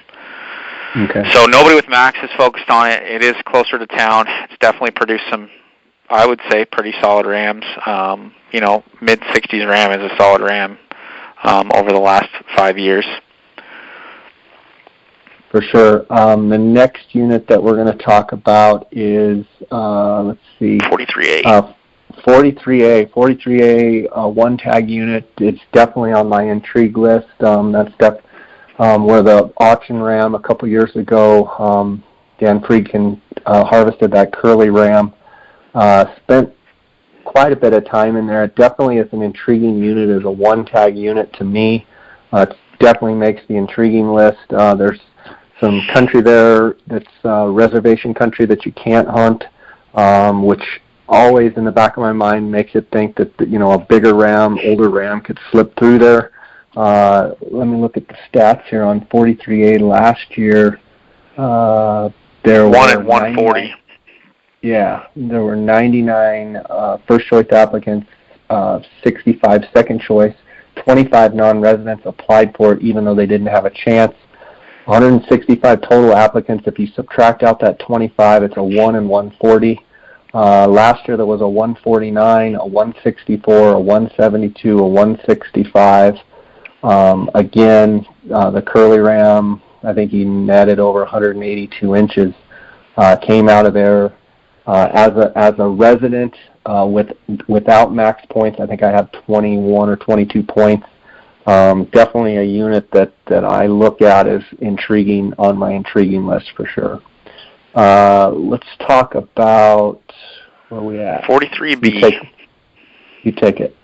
Okay, I'll take 43B. 43B is a pretty solid unit. It's not too far west of the valley. It's always had quite a few tags, ranging from I think up to and upwards of 8 tags. It's currently at 5 tags last year. It'll be 5 tags this year. Last year there were 1,004 first choice applicants, so it's no secret. There were 587 second choice applicants with 691 non-residents applying. So you had a total of 1,591 applicants, which gives you just rough odds of 1 out of 318. There was 1 tag that went to max last year. There were only 2 guys with max that put in for it. Usually you'll see maybe 1 tag every other year that goes in the max to this unit. Last year was a 167, 121, 155, 147, and 167. In 2016, there was a 152, 161, 157, 169, 156, 145, and 147. 2015, you saw a 175, 158, 158, 166, 179, 107, and 156. And then 2014, you had a 161, 153, 159, 160, 162, 164, 159. And then 2013, it was a 155, 158, 167, 144, 161. So in general, the consensus on this unit, in my opinion, is it's a solid unit with a lot of tags, but a lot of people are putting in for it. But reasonably, you can expect to harvest a ram, I would say, a 60s type ram, so give or take a little bit. It all depends on how hard you're willing to work and what you're willing to pass, because you will see a lot of sheep in this unit, but if you're not willing to look over a bunch and pass some of those smaller rams, you may not be able to drum up the bigger ones. So you got to spend some time in this unit, but it definitely can produce a good one. Brian, why don't you take the next unit as well? All right, the next unit is 44A East. It's a 2-tag unit. Last year you had 132 first choice applicants, 206 second choice, 122 non-residents. So your total applicants were 338. Nobody with max drew it. There was one person with max that put in for it. Last year they killed a 166 and a 172. In 2016 it was a 1-tag unit, so they killed a 161. It was also a 1-tag unit in 15, and they killed a 149. Same in 14 was a 156. 13, 159, and then 12 was 165. So, I mean, based on the numbers, you're looking at somewhere mid 155 to 160 type ram is kind of what seems to be the norm, but last year they had a good year. So you may see an extra max guy or so, poke into that. I'll take the next one too, just because it's not on the chart because it wasn't there. Last year there was not a hunt in 44A West. There is a hunt going to be there for 2018. It's 1 tag that will be available. I don't have the draw breakdown for it, but I do know that in 2016 there was a 161 killed, 2015 151, 2014 172, 2013 169, and a 173 in 2012. So it's back. It's one of those extra tags. Probably going to have, I would say, solid potential in there to shoot a 60s type ram, and it looks like you could drum something better up. You got anything else on 44A West? Yeah, I mean, that 44A West is definitely on my hit list, definitely on my inquiry, or I'm definitely curious about it. Definitely with, taking away the tag last year means that very low sheep numbers. I'm talking to the Game and Fish, very, very low sheep numbers in there. But like I've said before, there I think is a potential for, they've killed some 170 rams in the unit. Some sheep cross back and forth there. I know some sheep come from 16A across Bill Williams River. Definitely on my radar, 44A West. I think it would be a tough hunt because of low density. But if you're a guy that's, wants a 1-tag unit and wants to swing for a fence, it would not surprise me if there's a 170 ram in 44A West. Definitely needs to be on guys' radar. I'll take the next unit, Brian. 44B North, 3 tags. There were 3 tags in there last year. I was fortunate to guide in that unit, and my client, Dave, was able to harvest a great ram. The fun thing about the hunt last year is one of the other hunters, George Richardson, Corky Richardson's dad, was fortunate to camp next to those guys and just kind of had a ball watching their family hunt and what have you. 44B North is kind of dear to my heart. In 2009, that's the first place where I went bighorn sheep hunting with Glenn Hall, and he harvested a phenomenal ram, and I've guided in there several years, and at one time it was probably one of the best units in the state of Arizona. They hammered the tags in there pretty good. In 2016 there were 4 tags, 15 there were 4 tags, and I believe they've taken a lot of the cream off the top. There are still a couple decent rams in there for sure. One pretty good ram. Last year there were 664 first choice applicants, 460 second choice applicants, 313 non-residents applied, for a total applicants of 1,124. So in simple odds, it's a 1 in 374. Now keep in mind that one of those tag holders last year, out of the 3, put in with max points and obviously drew that. Last year the harvest was a 171, a 171, and a 174. Which was my client's ram. The year before that, it was 150, 154, 166, and a 169. The year before that, a 154, 154, 162, 169, and 180 and a 164. The year before that, Avery Elms killed that 164, a 12-year-old girl. And then the year before that, 174, 171, 164, 169. They've transplanted a bunch of sheep out of that unit. The numbers are not near what they were. but still definitely should be on people's radar and list for it. It's kind of a country club hunt. There's a lot of access. There's not very much remote country. There's quite a few sheep. It's good glassing. It's right off I-10, pretty close to Quartzsite, and just a really neat, fun hunt. 44B South, the unit south of it is the New Water Mountains. There's 2 tags, 478 first choice applicants last year, 314 second choice applicants, 507 non-residents for a total of 792 applicants. So that's 792 total applicants. 507 of those were non-residents, so it got flooded by non-residents. Simple odds of 1 in 396. Last year, 1 out of the 2 tag holders had max points. They killed a 165 and a 169, 170, 178 in 2016, a no-kill and a 174 and 15 and a 175 there in 2014. It would not surprise me at all if 44B South, if another, probably 1 max point holder applied for that unit. Definitely the New Waters, the 44B South used to be one of the better units in the state of Arizona. I'm glad to see it kind of trending back. They didn't do as well last year as they did 2 years ago, but definitely still, a good unit for sure. Yeah, last year there were 5 applicants with max points that put in for 44B South, and I don't think we mentioned it, but 44B North had 1 tag go in the max, and there were 8 applicants that applied. I would anticipate at least 1 tag from North going in the max, and 1 from South going in the max, at least. I agree with you. I was surprised that only 1 person drew in the max in North and 1 person in the South. It would not surprise me if both tags, 2 out of 3 or potentially even 3 out of 3 in North, and potentially 1 out of 2, if not 2 out of 2, go in the max pool for South. It's gotten a lot of publicity, and it's pretty good access and pretty good hunting. So be careful if you don't have max applying in there. Next is 45A, which is the Kofas.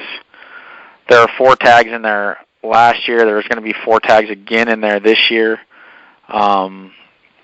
677 first choice applicants, 598 second choice, 735 non-residents. So a big push from non-residents to try and draw one. Well, they have access to 2 of those tags. So they're really flooding that unit. Your draw odds are basically 1 in 318. Last year they killed a 117, a 167, a 155, and a 91. 2016, a 162, a 144, and a 174. 2015 was a 161, 156, and 151. 2014 was a 1-tag unit, 163. 2013, 1-tag, 146. And 2012 was a 150. This is a unit that back when I had my tag in 97, they killed a 180 ram out of there, and they were, was known for, the Kofas, which 45A, B, and C were known for producing big rams, and they just had some predator issues and some issues trying to keep those rams alive. I don't know that the 117 and the 91 are indicative of what's in 45A, because it can be more of a difficult hunt, but I do think the potential to kill a good ram is definitely there. 100 did kill a 167 last year, and the year before that they killed a 174, so I think you can reasonably expect to kill a 155 to 160 type sheep, and if you're willing to get after it and work harder, I wouldn't be surprised if you were able to find a ram that was 165 plus. Yeah, and Brian, I might add here, you had sent me the Bighorn survey data from last year. They actually surveyed the unit in 2017. They surveyed 65 rams, 88 ewes, 22 lambs, 18 yearlings, and 2 unclassified, for a total of 195 sheep, which is dang good. And if you look at, they surveyed it the year before. If I'm just talking about rams, last year they surveyed, 74 rams. The year before that, 61 rams. The year before that, 58 rams and 56 rams. So I definitely see trending up here in 45A according to the Game and Fish's aerial surveys. So it's great to see. And that's where you shot your personal ram when you were, what, 12 or 13? I was actually in 45C, so we're not quite there yet. Okay. Sounds good. Let's keep going on 45B then. 45B, last year had 2 tags. You're going to see a 1 tag increase this year, so it'll put it at 3 tags. Last year you had 289 first choice applicants, 390 second choice. You had 477 non-residents, bringing you up to 679 total applicants, but a lot of those are non-residents. So your just general odds, 679 divided by 2 is going to be 1 in 339. But next year it's going to be 3 tags, so you'll probably see somewhat of a tag increase, but I bet your draw odds get a lot better. More like a 1 in 250 type deal for next year. Nobody with max drew the tag last year. Nobody with max put in for the tag last year. You saw a 153 and a 159 get killed. In 2015, there was a 1 tag. It was a 165. 2014, there were 2 tags, 155, 135. 2013 was a 138, and 2012 was a 157. Actually, 2012 was a 159.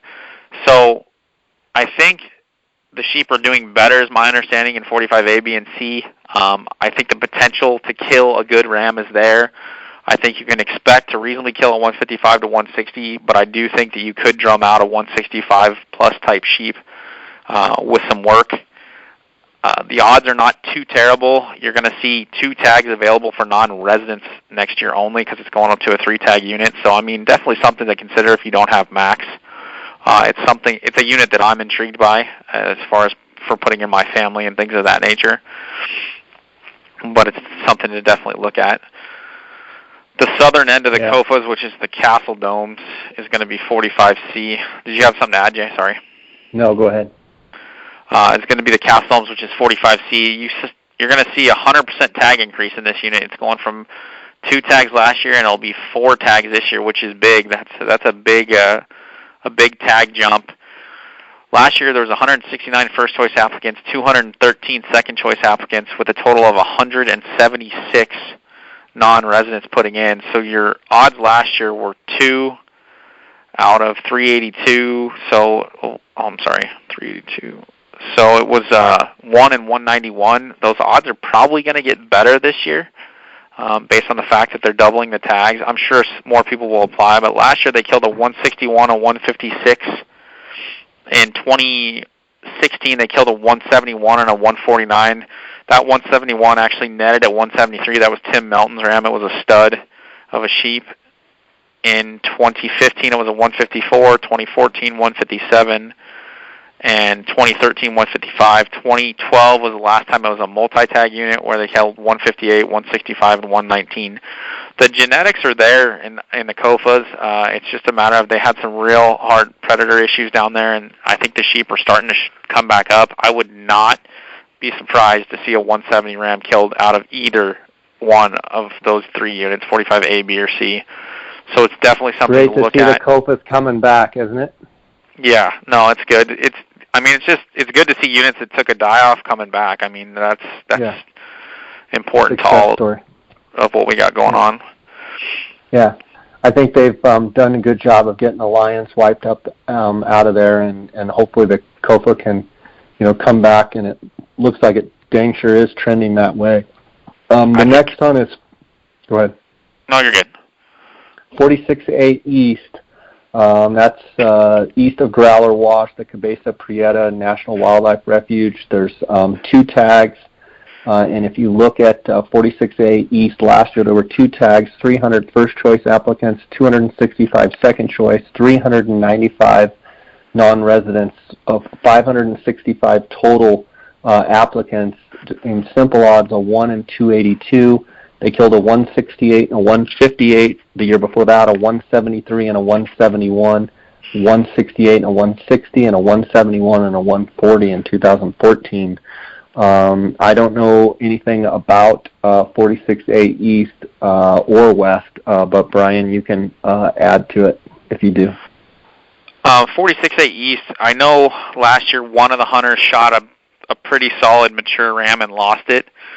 So that's kind of a bummer deal there. I don't know if the ram survived or if he didn't survive, but it was definitely a mature ram that got wounded.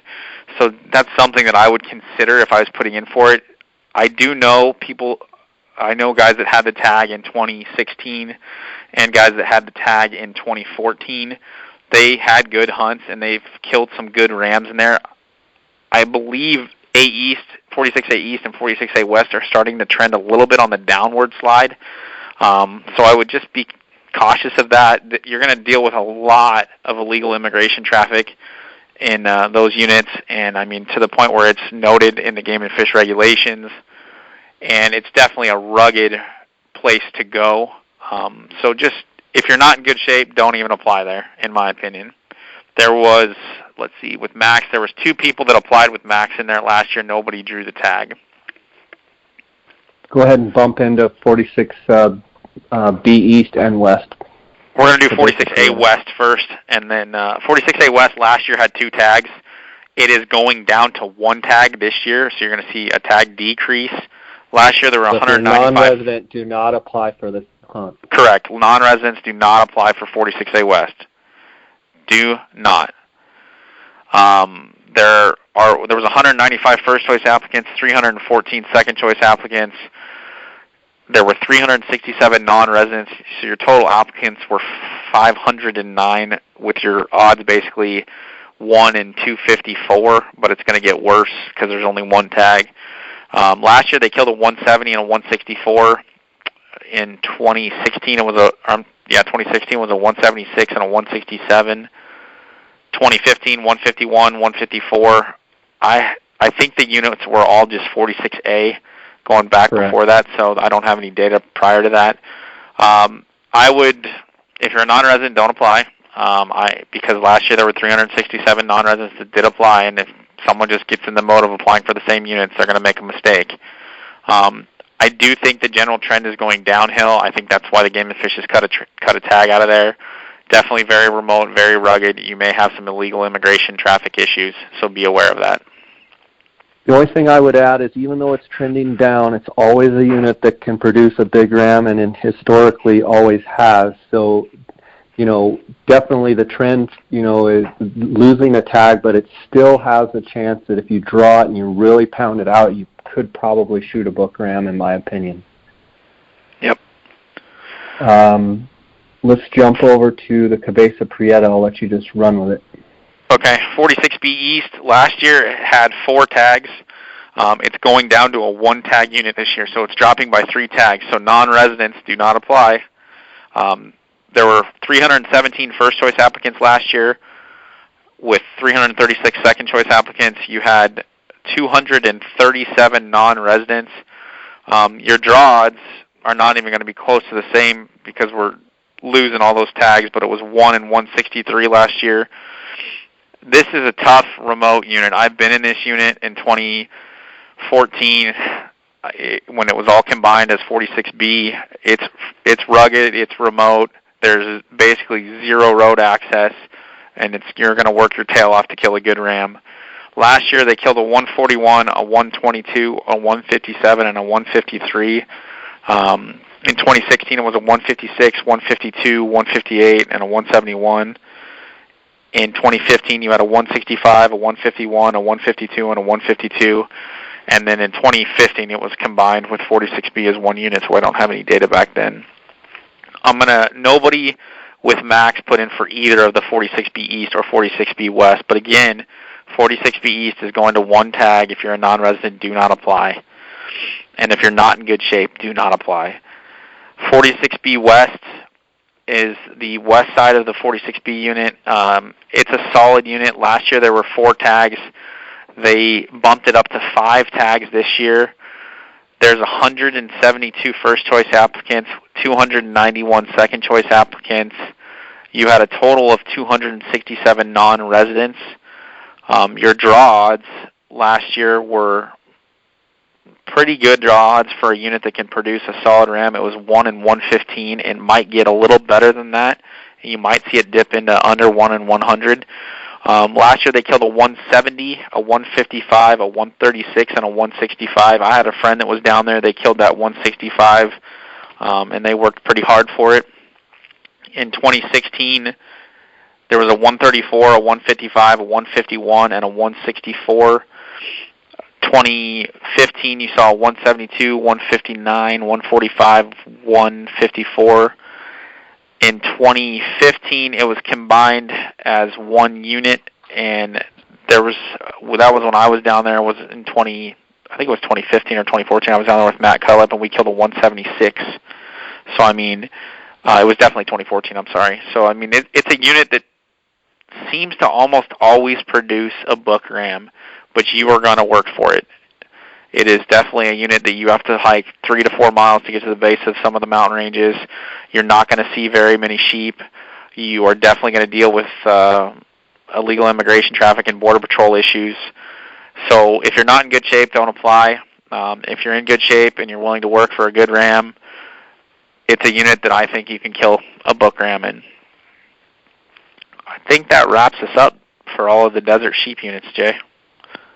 It definitely wraps us up for the desert sheep units, and then we're talking about, I believe we have 16 Rocky tags coming up, and why don't we kind of breeze through the Rockies a little bit, Brian? Obviously, you shot your ram in 6A. 6A is combined with Unit 22. They broke it into 2 hunts, which is going to be the same this year.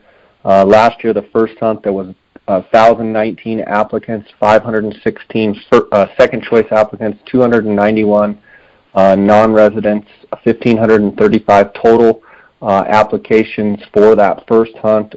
Basically, simple odds of 1 in 767.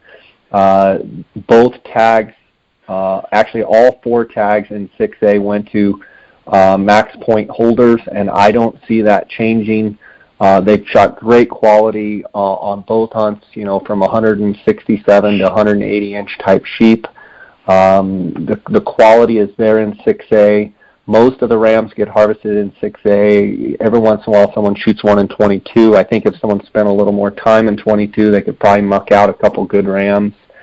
Brian, I don't see that changing at all. Max point holders should draw both of those tags. Would you agree? Yeah, I would agree. Remember, there's only 16 Rocky tags in the state of Arizona, and due to the fact it's not a separate draw, you're competing against the same max pool occupants. So last year there were 7 tags that went in the max.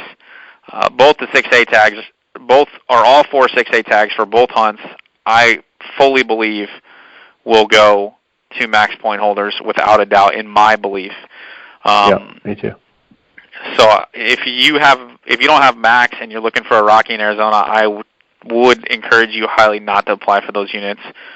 The one unit that I think out of the Rocky units that is potentially intriguing with a change, with 1 tag increase for this year, is going to be the Black River Hunt Area Unit 1 and 27. That unit now having 2 tags, I believe they may have combined the lower blue tag with that to cover 27, but I haven't looked at the specific boundaries. But having 2 tags in there, last year that tag went to max applicants. Having 2 tags in there, it may not go to max applicants this year, but it's just hard to tell. There were 256 first choice applicants, 107 second choice. You had 8 non-residents who put in for a tag they couldn't draw, so your odds were 1 in 355. Last year, they killed a 164-inch ram in there. The year before that, which was 2016, they killed a 190, which is obviously why the tag went to max in 2017. That's not indicative of what's all in there. There could be another giant in there like that, but I know that 190 ram was a younger ram with just giant genetics. Everything about him was huge. And they killed a 175 in 2015. So that is a unit that I might look at if I didn't have max points and was thinking that I might be able to slip in there under the radar. I'm going to jump to the 23-24A Rocky tag. It went to max last year. You saw 158 first choice applicants, 141 second choice applicants, 2 non-residents, so your odds were roughly 1 in 297. Again, it went to max. I assume it's going to go to max probably this year again because they killed a 181-inch ram in there last year, which is a darn good ram to be killed out of that unit. Last year there were 2 guys with max that put in for the unit. So it's a potential that it doesn't go to someone with max, but it wouldn't surprise me based on the fact of the size of the ram they killed last year.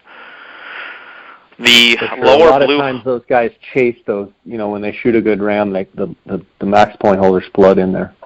Right. And they killed a 181 last year, but the year before that, in 2016, they killed a 138, but I don't think that's indicative at all of what's in the unit. And then in 2015, they killed a 170, which was the first year the hunt was offered. So, I mean, I think it's a 170 type sheep hunt, and there may be another giant in there. I don't know. I've never personally been in there looking at those sheep. The 27 lower blue hunt is no longer offered for 2018. It may be combined with that 1 in 27 hunt. It wouldn't surprise me. I have to read through the notes on that one. So that one's not offered. I'm not even going to go into that. It did go to max last year, but it doesn't matter at this point. So then you have the 27 upper blue hunts. There's 2 of them. They're split into 3-week hunts. Last year there were 2 tags on both hunts. The hunts, none of the 4 tags went to individuals with max points. There were some guys with max that put in 2 for the first hunt, 1 for the second hunt. Your first hunt odds were 296 first choice applicants, 290 second choice applicants, 139 non-residents. So you had 586 total applicants, and so your odds for that hunt are 1 in 293. They killed a 174 and a 179 last year. The year before that, which was 2016, was a 164 and 174. And then in 2015, it was all combined. So there were 4 tags, and it was 168, 155, 153, 179, and 167. So again, it's a 170 type Rocky Mountain Bighorn sheep hunt. That's the first hunt.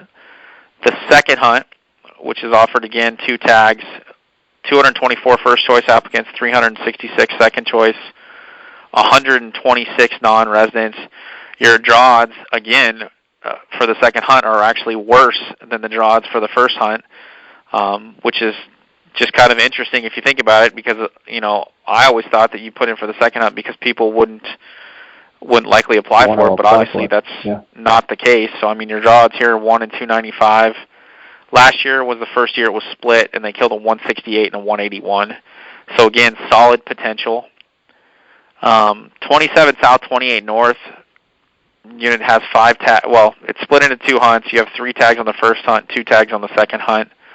A lot of people put in for these units to get drawn just because it's generally just the most tags. It's a good sheep hunt, a lot of quality. It hasn't always been split, but the first hunt had 623 first choice applicants, 497 second choice applicants, and 353 non-residents. So your draw odds, you had 1,120 total applicants. Your draw odds were 1 in 373.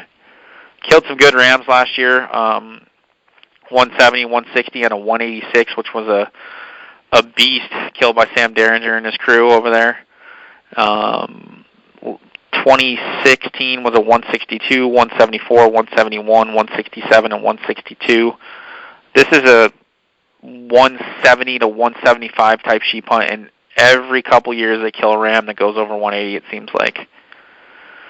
The second hunt for the lower blue had 288 first choice applicants, 713 second choice applicants, 273 non-residents. So your draw odds, there's 1,001 applicants, so your draw odds were basically 1 in 500. Last year they killed a 164 and a 174 out of there. 3 guys with max put in for that hunt. Usually 1 tag from that 27 South, 28 North, at least 1 tag goes to someone with max. I'm actually surprised that it did not last year. But Rocky tag's pretty darn tough to draw in Arizona, pretty darn tough to draw anywhere just because there's not very many of them. So good luck in picking the winner on that one. It's just a tough thing to do. Yeah, Rockies are tough all the way around. For sure. Well, Brian, do you have any concluding thoughts or anything you want to add, tell the listeners? Don't apply for one-tag units if you're a non-resident. If you're a resident or someone who doesn't have max points, probably should stay away from the 22, 24 hunts for sure. And then try and find somewhere that you can draw a tag where the max guys are not applying. I mean, all the data that we're providing you and the things that we're going off of is all public information that we, most of it's available on Game & Fish's website. So if you're interested in numbers like we are, you can definitely get into it and look at them and try and make the most of your choices, because it may not matter, but I mean, I think it matters, and it's kind of fun.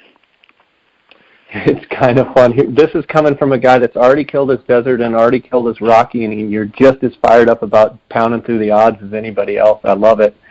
I was telling you last night, I was super impressed with the Go Hunt Insider. Obviously, they're the sponsor of this podcast, but I think it's the best application strategy article that I've seen from them for deer, sheep, and buffalo. And they've done an extensive job as well and on the sheep and breaking down the units, breaking down a lot of the numbers we just talked about, but they also simplify it and put it kind of in layman's terms. And I want to thank Go Hunt Insider for their sponsorship of this podcast, and I want to remind you guys that if you're not a Go Hunt Insider member, you can use the JScott promo code when you're signing up, and you can get a $50 Go Hunt Gear Shop gift card just for signing up. And I want to thank them for their sponsorship. Also, KUIU, that's KUIU.com, KUIU Ultralight Hunting for their sponsorship of this podcast. They make the best ultralight hunting gear on the market today. I'm going to be decked out in full KUIU gear as I am on all my hunts, but on these Dall sheep hunts coming up. I want to thank phonescope.com. If you use the JScott16 promo code, you're going to get a 10% discount. And the Outdoorsman, the Optics Authority, if you use the JScott promo code, you're going to get a 10% discount there at the Outdoorsman's.